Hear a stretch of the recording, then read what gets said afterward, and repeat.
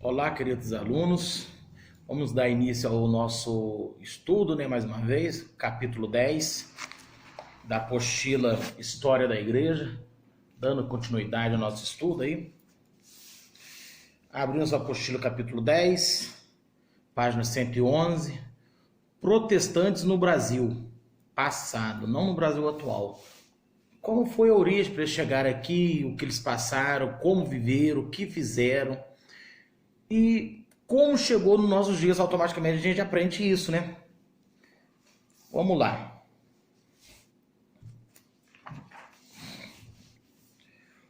Os primeiros protestantes no Brasil. O estudo da história em nossa vida acadêmica pode pecar pela concentração de conhecimento, levando à generalização com a história da igreja, como acontece em muitas coisas. Como a hegemonia religiosa sempre foi católica, a presença dos protestantes no início da colonização é praticamente ignorada por toda a história.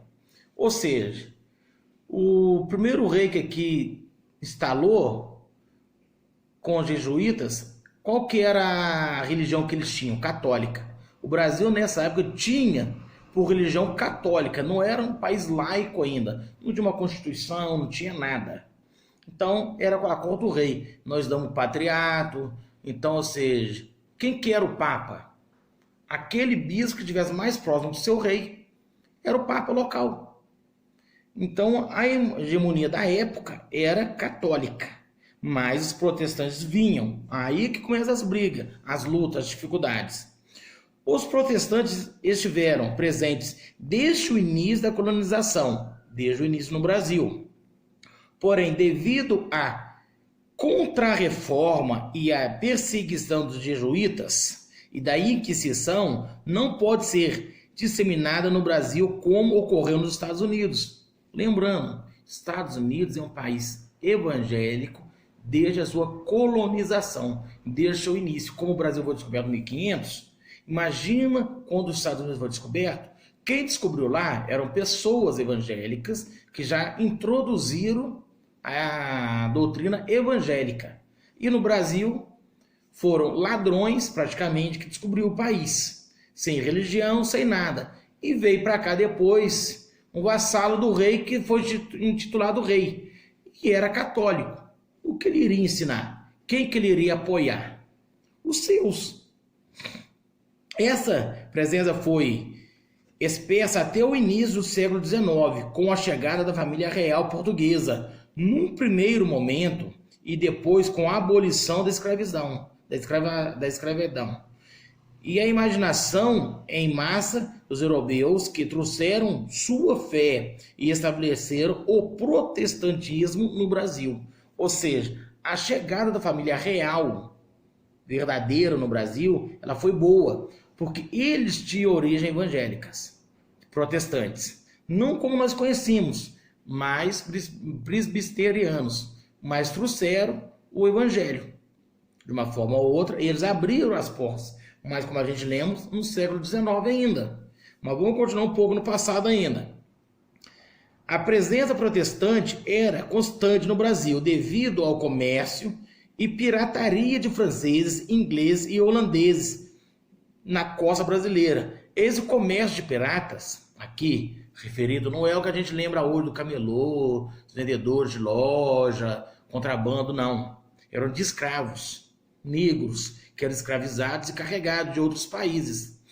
Era aceitável ainda nesse período. Um dos fatores que dificulta aí o evangelho permanecer, que ele não tem ajuda, ele não tem custas. Nós vamos ver isso mais para frente. No século XVIII e XIX, existiram duas tentativas efetivas de criar um núcleo protestante de cunho calvinista no Brasil. Os franceses na França e os holandeses em Pernambuco. Então, duas tentativas. Vamos falar um pouquinho sobre os franceses na Guanabara. Os reformadores calvinistas eram considerados mais vigorosos e ativos que os seguidores de Lutero. Lutero, nós já falamos, linha católica, ele prega as teses, 95 teses contra a Igreja Católica, para se consertar. Mas o calvinismo, ele era um pouco mais centrado, mais dentro. Amém? Os calvinistas eram assim chamados por seguirem ao reformador francês João Calvino. Já os huguenotes eram os calvinistas franceses. Os calvinistas deram a origem aos presbiterianos, o que a gente vê hoje é a igreja presbiterianas. Como no restante da Europa, na França, os protestantes foram perseguidos pela Igreja Católica durante boa parte do século XVI e XVII. Então aqui nós vemos as perseguições. Como a gente falamos, por que as perseguições aos protestantes, aos evangélicos? Que não tinha uma religião oficial. A religião mandava aquilo que? Quem que era o rei? O que ele gostava? O que ele fazia? Era aquilo que era a religião. Não tinha uma constituição, como a gente falamos. Como resultado dessa perseguição religiosa na Europa, muitos protestantes encontraram um novo mundo, uma oportunidade de praticar a fé reformada, sem a perseguição. Os ingleses rumaram para a Nova Inglaterra, no território onde hoje está a costa leste dos Estados Unidos. Ou seja, eles viram uma oportunidade melhor de pregar, de ensinar, sem perseguição. Estavam aqui fazendo o seu trabalho, evangelizando, praticando o ID de Jesus. Mas com muita dificuldade, lá uma terra nova, que tinha aceitação, rumaram. Praticamente abandonaram o Brasil novamente. Mas continuando. Em 1555, Nicolas,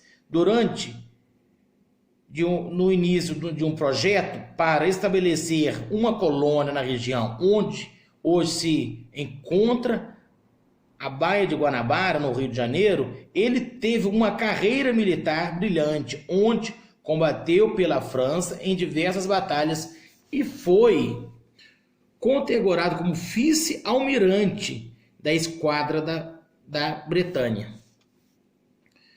As dificuldades foram muitas, além da falta de recursos, onde nós falamos dos escravos. A igreja, tanto católica quanto evangélica ou protestantes, ela sobrevive de quê? De dízimos e de ofertas. O governo não ajuda a igreja, não dá dinheiro para a igreja. Vamos falar um português bem claro, dar dinheiro para a igreja. Então, a igreja sobrevive de dízimos e de ofertas. O rei, por sua vez, era católico. Ele ajudava quem? Os jesuítas, que eram católicos, e não ajudavam os reformadores, os protestantes, os calvinistas. Não ajudava ninguém. Cada um tinha que se virar como podia. O país de origem deles, quando mandava ajuda, não chegava ajuda completa, porque roubavam no meio do caminho. Era difícil a missão. É um ide de coração. Faziam por amor à obra. O líder da expedição católica buscou mostrar-se simpatia do credo calvinista, visando alcançar o apoio de ambos os grupos. Mas será que tinha sinceridade? Demonstrar apoio. Além das dificuldades externas, os problemas internos foram decisivos para o fracasso da França Antártida, como ficou conhecida a tentativa da colonização dos franceses. O duro regime de trabalho imposto ao recém-chegado não agradou a muitos e os revoltou começou. Alguns intérpretes, normalmente, que acompanharam a expedição, desertaram e juntaram-se aos índios, indo morar em suas aldeias e adotando seu modo de vida ativo, ou seja, seu costume local. O apoio dos indígenas era fundamental para os franceses, que adotaram uma estratégia diferente dos portugueses, buscando a simpatia dos nativos. Os portugueses chegou escravizando, forçando. Tinha que batizar, tinha que ser católicos. Os protestantes chegou querendo cativar, ganhá-los, trazer para eles. Foi bom, mas só que os portugueses estavam mais tempo. Eles tinham uma certa confiança, um certo nome e um certo medo que já tinha posto. Esses homens convenceram os índios que os invasores eram hostis e este apoio fundamental das tribos próximas foi perdido. Ou seja, os evangélicos que aqui estavam chegando perdeu o apoio que era essencial das tribos para poder se manter. A mistura entre católicos e protestantes deu origem a diversas discussões sobre doutrinas de ambos os credos. Fusão de doutrinas, de religiões. Eles receberam o conhecimento católico, primeiro, pelos jesuítas, que chegaram aqui primeiro. E depois começaram a aprender o evangelho.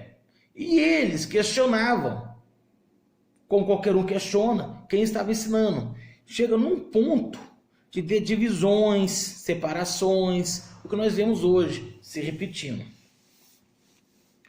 As notícias que chegaram à Europa sobre este desentendimento barraram o crescimento da França Antártida, na medida em que, em 1558, existiam projetos para enviar cerca de 800 colonos e pastores calvinistas para o Brasil, para enfatizar ocuparem a terra, o que acabou não acontecendo devido à instabilidade da região. Porque começou aquela discussão que a gente falando de costume, uso, religião, o que é certo, o que é errado, misturar duas religiões não dá certo. Então eles preferiram investir em outra região para não perder.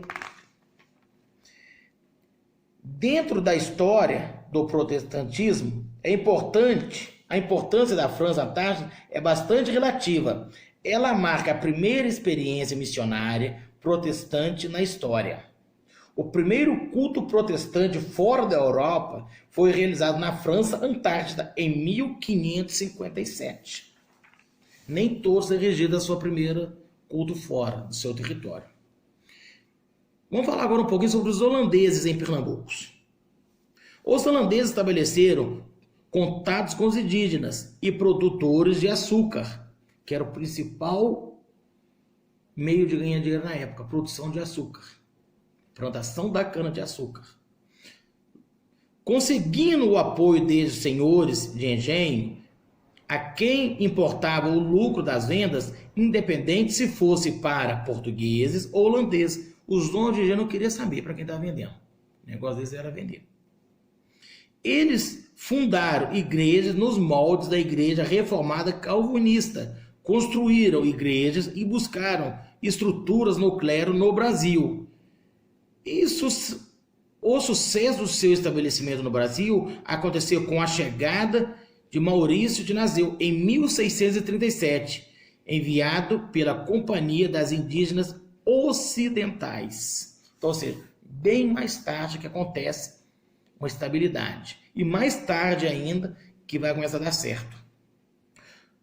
O declínio da ocupação começa com o desentendimento entre holandeses e produtores de açúcar, causado pelo alto preço, e culmina com o fim da tolerância religiosa e proíbe o pagamento dos dízimos aos padres católicos. Então aqui nós temos mais um rompimento. A Igreja Católica, por sua vez, sofreu a primeira perca, primeira baixa. Ou seja, os empregados provavelmente não eram autorizados pelos seus senhores, seus patrões, darem o dízimo à Igreja Católica. Então, ali começa um pouco de equilíbrio, porque o rei era católico, mas os donos de engenho não eram. E começa uma briga aí que mais na frente nós vamos esmiuçando aos poucos. Mais uma vez, assim como aconteceu com a experiência francesa, a consequência da ocupação protestante no Nordeste praticamente desapareceu com a saída deles do Brasil. A eficiência jesuíta em apagar os rastros dos protestantes se mostra mais uma vez eficaz, para não deixar ninguém se lembrar. Eles dão um jeito de acabar com qualquer lembrança, com qualquer ensinamento e catequiza novamente na doutrina católica. Com a expulsão dos holandeses, a experiência protestante no Brasil colonial se encerra. As fronteiras permanecem fechadas até a chegada da família real em 1808. Aqui é que a história começa a ficar boa pra gente, né? Pulando para a página 115, tópico 10.3.1. A imigração e a chegada dos primeiros missionários. 3 foram os fatores favoráveis para que o protestantismo se instalasse no Brasil. Primeiro, o governo laico. É positivo do imperador Dom Pedro II. A substituição do sistema de trabalho escravo, esse é o segundo fator, pelo trabalho assalariado, extinção do trabalho escravo, que alimentou a intensa imigração europeia durante o século XVIII. E a terceira é a chamada Guerra Civil, que estava acontecendo nos Estados Unidos, que trouxe muitos missionários americanos ao Brasil, que fugindo da guerra se instalaram aqui e iniciou a evangelização dos brasileiros. No tocante do imperador Dom Pedro II, basta mencionar que ele foi retratado como um intelectual, um imperador que amava a leitura e artes e conhecimento científico e acadêmico, embora fosse católico. Segundo o historiador francês Emílio, era conhecido por possuir um espírito profundamente imbuído do preconceito antissacerdotal. Foi com Dom Pedro II que essa visão religiosa no Brasil se consolidou, pois até o governo de seu pai, Dom Pedro I, a lei do padroado ainda persistia e o catolicismo era a religião oficial dos brasileiros. Ou seja, Dom Pedro II era católico. Mas ele tinha a visão de que eu sou católico, mas o povo pode ter a sua escolha. Ele dá direito ao povo de escolher a religião a que seguir.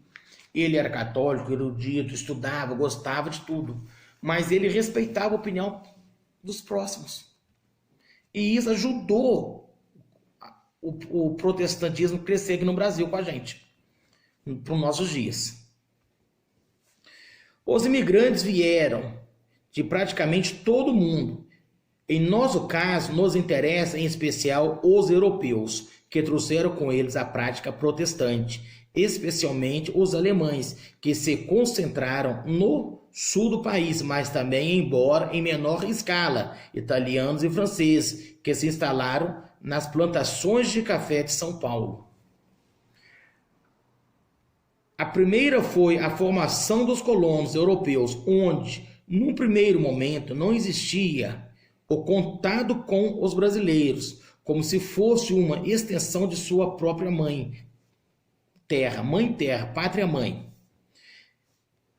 Este contato acontece na medida em que a colônia cresce e o comércio com as cidades próximas se torna necessário. Ou seja, simplificando, fica mais simples a leitura. Cercaram o pedaço de terra e eles se instalaram ali.